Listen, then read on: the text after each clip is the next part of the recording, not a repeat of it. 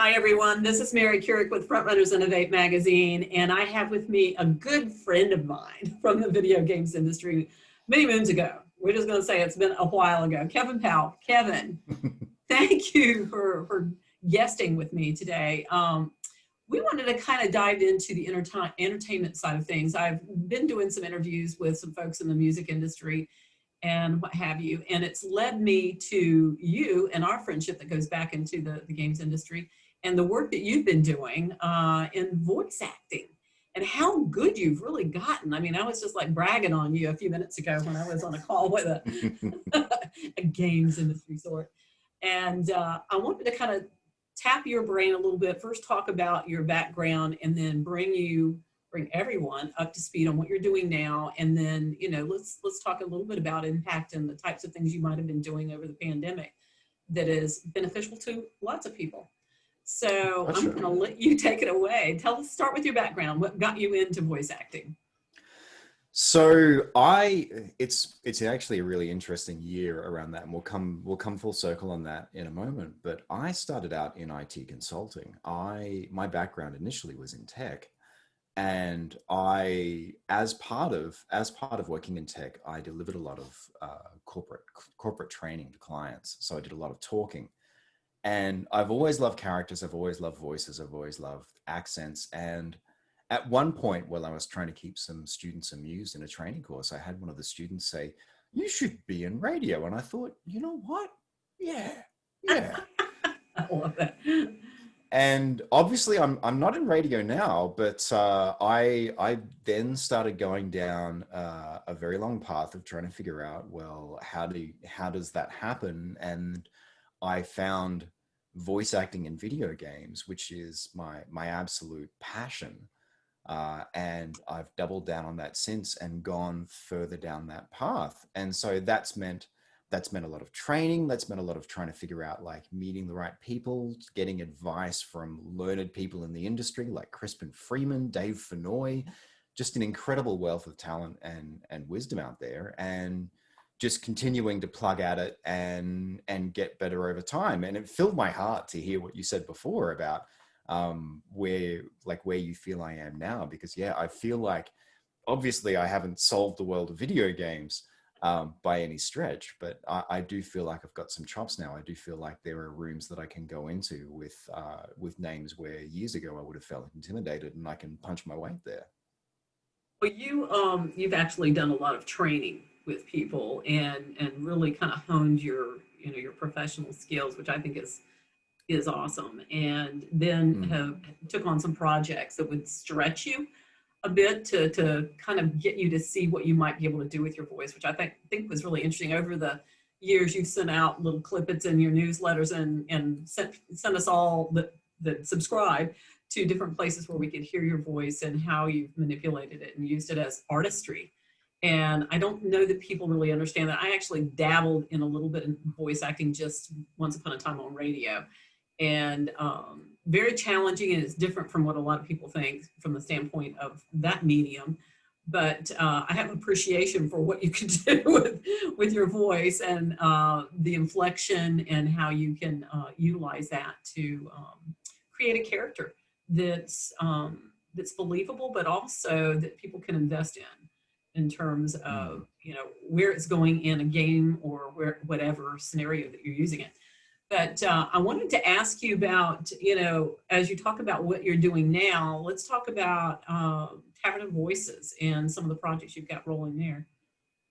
Gotcha. So it's been a really big year for Tavern of Voices, and it's been a point of inflection for me this year. I think it's been a point of inflection for everyone, and everyone has sort of taken a moment to figure out not only where am I going and is that the right path, but can I proceed down that path? So for years, I've been doing casting and directing through Tavern of Voices.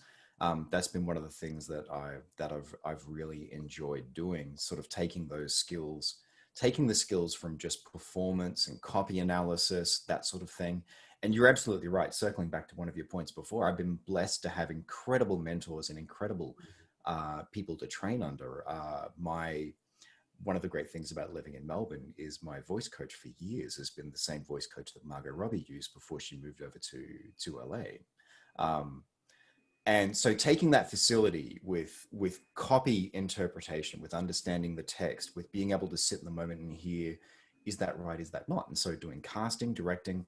But one of the things that's also happened this year is I've also come full circle and I found a way to bring the tech and geeky part of myself and the performance part. The Because Meredith. yes, exactly. Because I really did go and join the circus. Like I moved out of consulting and out of tech, and I'm on a daily basis. Well, not a daily basis. That sounds a little bit like I'm playing the tiniest violin. But I have a 6-year-old daughter now, and I have a family, and so I'm very conscious of. There are days when I look at the bank balance and I think, that consulting side of things, it'd be nice to have that money coming in right now. But yeah, long story short, I was lucky enough. I was incredibly fortunate to have an application for a Creative Vic project accepted last year, which was all research and development around voice-based experiences for Alexa.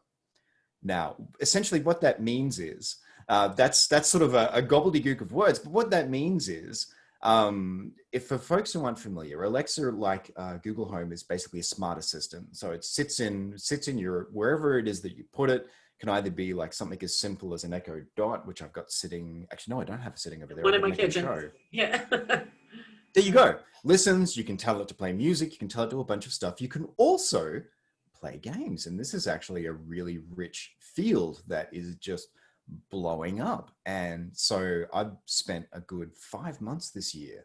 Just as the pandemic started, I felt almost guilty because while everything was happening, I was able to just sort of turn away from everything and really just be head down, bum up on learning a lot of skills, learning, like transitioning into developing game development skills, boosting my narrative skills, and all of that sort of thing to look at, well, what might work for a voice-based game? Yeah, and so that's what I've been doing, and that's what I've transitioned into now as well. And so if folks pop over to the Tavern of Voices website, you'll see now that not only do I talk about the services that I provide, casting, directing, and all of that, but there's also information there around what's coming down the pipe. I've already got my first skill out the door, which is Daily Boost. I wanted to do something which is just providing a little bit of positivity for people. So that's all about just a thought per day, something positive, all fully voiced. That's one of the really exciting things that I'm doing from a real point of differentiation. There's a lot of folks out there who are developing incredible stuff for Alexa, but if I want different voice acting, if I want new lines, it's literally just a matter for me of going out to the booth and recording new stuff. I'm really privileged there. You know, that's interesting. I met an author recently that I interviewed that was doing something on the daily, boost, the skills for Alexa. And that was the first time I'd ever heard of it. And for those people who don't know what you're talking about, do you mind explaining that for just like a minute? Yeah, sure. Where would you like me to start there? Yeah, just, exactly what it is. I mean, if people don't have an Alexa, an Amazon product in their home that you can get Alexa on, what actually is that and how do people tap into that? Gotcha. Absolutely. So Alexa devices come in a whole bunch of different forms, but basically it's something that plugs into Amazon's landscape. So you have a word that you use. So gamers out there might be familiar with Connect for Xbox, where you would have a word that you use, which was Xbox in that case, and then it starts listening. And then you can tell it to do something. And so in the case of Alexa, what they have are these things called, and it's a bit of weird terminology, but it makes sense once you kind of drink the Kool-Aid on it, but they have these things called skills. They're not called games, they're not called apps, because they could be any one of those things. But essentially with Alexa, for example, if you want to play a quiz game with your friends, then you tell Alexa to open up the thing called Song Quiz. You say, Alexa, open up Song Quiz, and then you're into someone's app. So it's a reduced barrier to entry, but it's basically the same thing as on your iPhone. If you want to play Words with Friends, you download the Words with Friends app, and then you open up the Words with Friends app. So on Alexa, you're using your voice and you say, Alexa, play Words with Friends, and then it opens up Words with Friends, and then then you'll go through whatever it is the developer of that particular skill has done to guide you through their experience.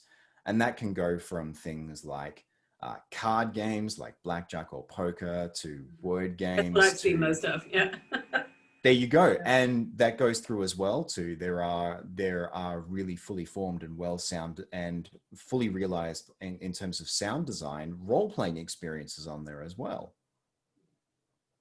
That could be a very good e-learning tool, just a quick, because everything that I've seen, it does walk you through. You got to have instructions to walk you through whatever it is that you've opened up.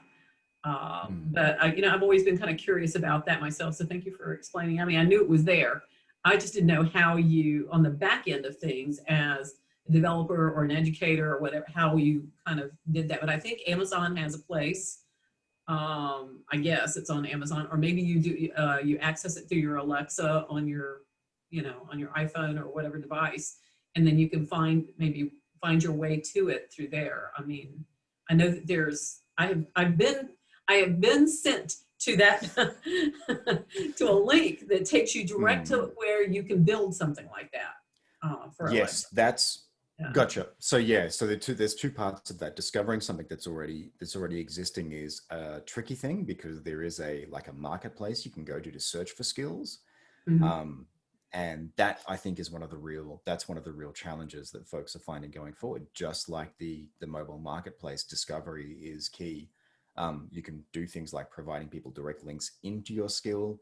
You can go into the Alexa app on your iPhone or your iPad, and you can enable skills on your devices. That sort of Well, thing the as guy well. I'm talking about had it linked to it in his e-signature. And so that's how I kind of, bounced from there to there. I thought, ooh. And then you can sign up for it, like you subscribe to it. And then it will show up in on your Alexa, device, I guess, randomly, or when it senses that you're nearby. I think it's really weird that when I get up in the morning, it's almost like, hello, Mary. And I'm like, whoa, you've been watching me sleep. This is really weird. My son used to say, I'm scared to death to mention that I need socks for fear I'll get some from Amazon the next day. So, and it'll somehow magically tapped into my bank account and start sending me all this stuff. So, but yeah.